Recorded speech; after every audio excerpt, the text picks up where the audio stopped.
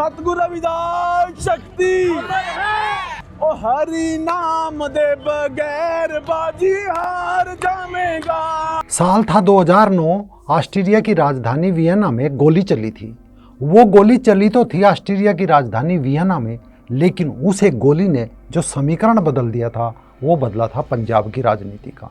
वो समीकरण जो अब एक नया मत बनकर सामने खड़ा हो गया है। और साथ ही सवाल भी कि क्या पंजाब में खरपतवार की तरह उगने वाली ईसाईयत आगे डूबने वाली है और एक नया मत सामने आने वाला है। आखिर अचानक से इस नए मत की मांग क्यों तेज हुई और ये नया मत क्या है, कौन इसकी मांग कर रहा है, बात करेंगे आज के इस वीडियो में। नमस्कार दोस्तों, मैं राजीव चौधरी। जो बोले सो निर्भय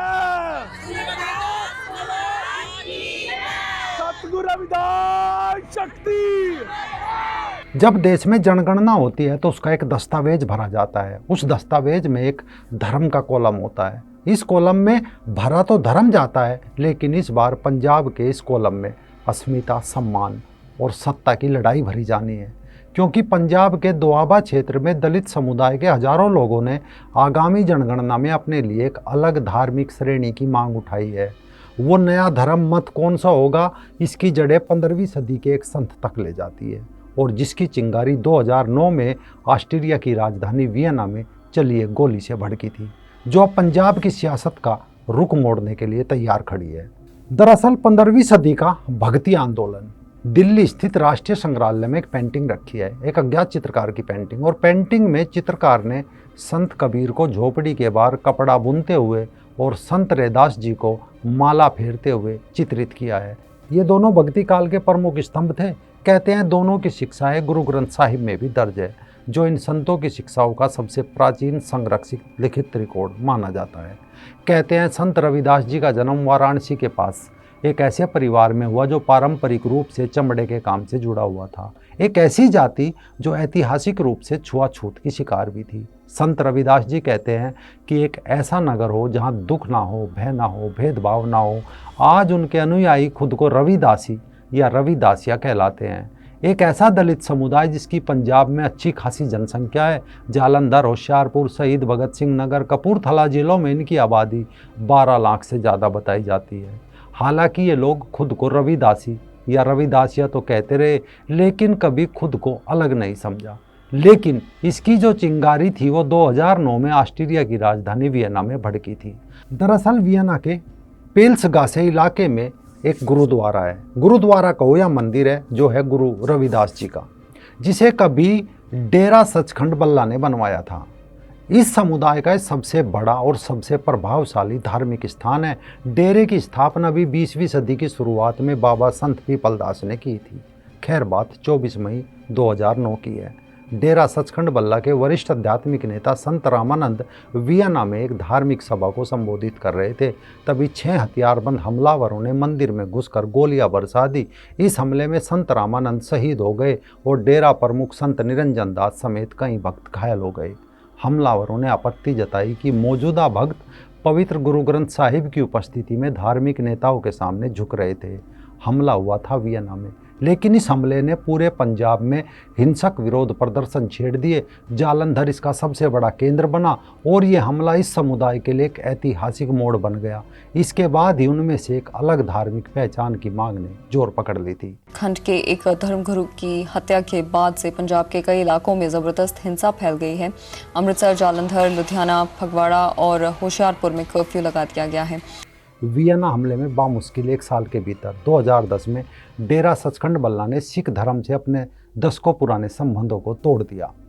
अब आते हैं भारत में। यहाँ वाराणसी के BHU कैंपस के पीछे स्थित है गुरु रविदास जी का जन्म स्थान। मंदिर स्थापित है जहाँ माना जाता है कि 15वीं सदी में संत रविदास जी का जन्म हुआ था। वहाँ 30 जनवरी 2010 को रविदासिया मत की घोषणा की गई। समुदाय के लिए एक अलग धार्मिक ग्रंथ अमृतवाणी की घोषणा की गई। इसमें गुरु रविदास जी के 202वें शिक्षाएं जोड़ी गई और रविदासिया मंदिरों व गुरुद्वारों में गुरु ग्रंथ साहिब की जगह इसे गाया जाने लगा। हालांकि रविदासिया और सिख धर्म के बीच के रिश्ते को एक साधारण हाँ या ना में नहीं समझा जा सकता। रविदासिया पूजा स्थलों पर लंगर चलते हैं, जूते उतारना, बाहर अंदर सर ढकना जैसी प्रथाएं सिख परंपराओं से मिलती है। कई लोग उपनाम सिंह और कौर का भी उपयोग करते हैं, पगड़ी पहनते हैं और कड़ा भी, कंगा भी, कृपाण भी धारण करते हैं। लेकिन साथ ही रविदासिया मंदिरों में गुरु रविदास जी की मूर्तियाँ, चित्र प्रदर्शित होते हैं जो पारंपरिक सिख पूजा स्थलों से अलग है। और कई जगह दलित अधिकार नेता BR अम्बेडकर को भी सम्मानित किया जाता है। अब इस कहानी में आते हैं अंग्रेज और भारत की गुलामी। और इससे पहले एक नाम भी सुन लीजिए, वो नाम है बाबू मंगूराम मुगोवालिया। 14 जनवरी 1886 ब्रिटिश भारत के पंजाब प्रांत के होशियारपुर जिले के मुगोवाल गांव में एक दलित परिवार में जन्मे थे, लेकिन देश की स्वतंत्रता के दीवाने थे। गदर पार्टी के संस्थापक सदस्यों में से भी एक थे। साल 1920 बाबू मंगूराम मुगोवालिया और अन्य दलित नेताओं ने एक नए मत की घोषणा करी। नाम दिया आदि धर्म। विचार दिया दलित ही भारत के असली मूल निवासी है, इसीलिए उन्हें अछूत समझना गलत है। इस आंदोलनकारियों ने संत रविदास जी को अपने धर्म का मुख्य मार्गदर्शक और गुरु माना। और तो और इन दलित नेताओं ने ब्रिटिश सरकार को 1931 की जनगणना में पंजाब की निचली जातियों के लिए आदि धर्म को एक नए धर्म और अलग धर्म के रूप में मान्यता देने के लिए राजी भी कर लिया। नतीजा ये हुआ कि 1931 की जनगणना में लगभग 5 लाख लोगों ने खुद को आदि धर्मी घोषित कर दिया। लेकिन जल्द ही इसका राजनीतिकरण हो गया। 1937 और 46 में आदि धर्म आंदोलन ने पंजाब प्रांतीय विधानमंडल के चुनाव लड़े, लेकिन इसका राजनीतिकरण होने से बहुत सारे लोग किनारा कर गए और आदि धर्म एक धर्म न रहकर एक जाति बन गई, जो आज रविदासिया समुदाय से जुड़ी हुई है। साल 2011 की जनगणना में रविदासिया और आदि धर्म समुदाय की संयुक्त आबादी लगभग 31 लाख थी, जो पंजाब की आबादी की 11% से अधिक थी। अब वर्तमान में आते हैं। इसी महीने की 12 जुलाई को पंजाब के फगवाड़ा में अखिल भारतीय रविदासिया धर्म संगठन ने एक विशाल धार्मिक सम्मेलन का आयोजन किया। हजारों लोगों की इस भीड़ में डेरा सचखंड बल्ला के प्रमुख संत निरंजन दास जी भी मुख्य अतिथि के रूप में शामिल हुए। सम्मेलन के बाद राष्ट्रपति, प्रधानमंत्री और गृह मंत्री को एक मांग पत्र भेजा। क्या था वो मांग पत्र, वो भी सुन लीजिए। पहला, इस समुदाय का कहना है कि रविदासिया एक अलग धार्मिक पहचान बन चुकी है। उनके अपने पूजा स्थल है, धार्मिक ग्रंथ है, अमृतवाणी है, धार्मिक प्रतीक है, प्रथाएं हैं। दूसरा, इन्होंने बताया कि सामुदायिक नेताओं की दलील है कि इससे रविदासिया अनुयायियों की सटीक संख्या और भौगोलिक विस्तार का पता चल सकेगा। दरअसल पंजाब की लगभग 32% आबादी दलित है और दुआबा क्षेत्र में यह आबादी 35% से अधिक है, जो देश में सबसे ज़्यादा है। तीसरा, ये मांग सभी प्रदेशों में अलग अलग नामों से पहचाने जाने वाले चरमकार समूहों के लिए भी है, ताकि उन्हें किसी स्थापित धर्म से अलग एक विकल्प मिल सके। उनके शब्दों में, जो लोग दूसरे धर्म में गए वो भी वापस आ जाएंगे और वो खुद को रविदासिया धर्म में ही मानने लगेंगे, यानी कि जो क्रिश्चियन बने हैं वो वापस आ जाएंगे। रविदासिया समुदाय के पास सिर्फ संख्या बल नहीं बल्कि गहरा राजनीतिक प्रभाव भी है। फरवरी 2022 के विधानसभा चुनाव में चुनाव आयोग ने वोटिंग की तारीख 14 फरवरी तय की थी, लेकिन बाद में इसे बढ़ाकर 20 फरवरी कर दिया। क्यों? क्योंकि 16 फरवरी को गुरु रविदास जयंती थी। हर साल इस अवसर पर बड़ी संख्या में दलित वाराणसी में संत रविदास जी की जन्मस्थली जाते हैं। आशंका थी कि इससे लाखों दलित मतदान नहीं कर पाएंगे, इसलिए तारीख बदल दी गई थी। दूसरा, अब जालंधर जिले के आदमपुर एयरपोर्ट का नाम बदलकर भी गुरु रविदास महाराज जी एयरपोर्ट रखा गया है।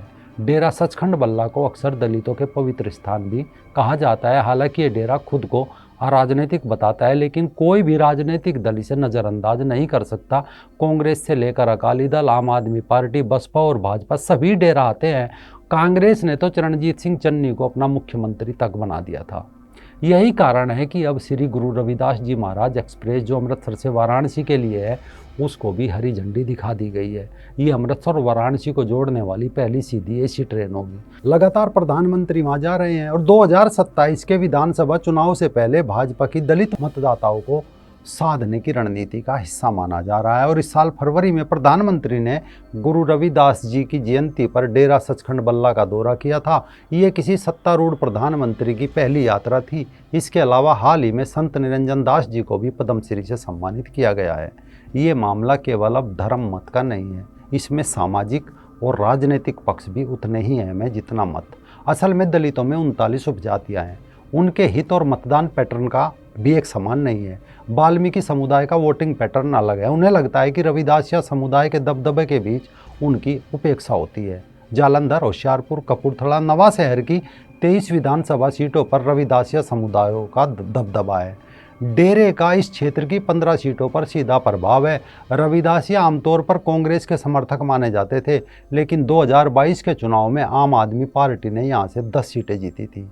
दुआबा में वैसे तो दलित आबादी लगभग 35% है, उसमें भी 60% रविदासिया समुदाय है। कोई भी पार्टी इस समुदाय को इग्नोर नहीं कर सकती। हालांकि अभी तक किसी भी राजनीतिक पार्टी ने खुलकर अलग मत की मांग का समर्थन इनका नहीं किया था, लेकिन वे समय समय पर उन्हें आश्वासन जरूर देती रहती है। अब 2027 की जनगणना होगी, देखना है क्या उसमें रविदासिया पंथ को एक नए पंथ के रूप में दर्ज किया जाएगा। ये सवाल सिर्फ जनगणना के कॉलम का नहीं है, पंजाब की सियासत, दलित अस्मिता चुनौती देने वाला भी एक सवाल है। इसका सीधा नुकसान ईसाई मिशनरीज को हो सकता है, क्योंकि वो सबसे अधिक कन्वर्जन इसी बेल्ट में कर रहे हैं, यानी उनका सीधा निशाना दलित सिख है। लेकिन दलित सिख अब खुद के मत के लिए खड़े हो रहे हैं।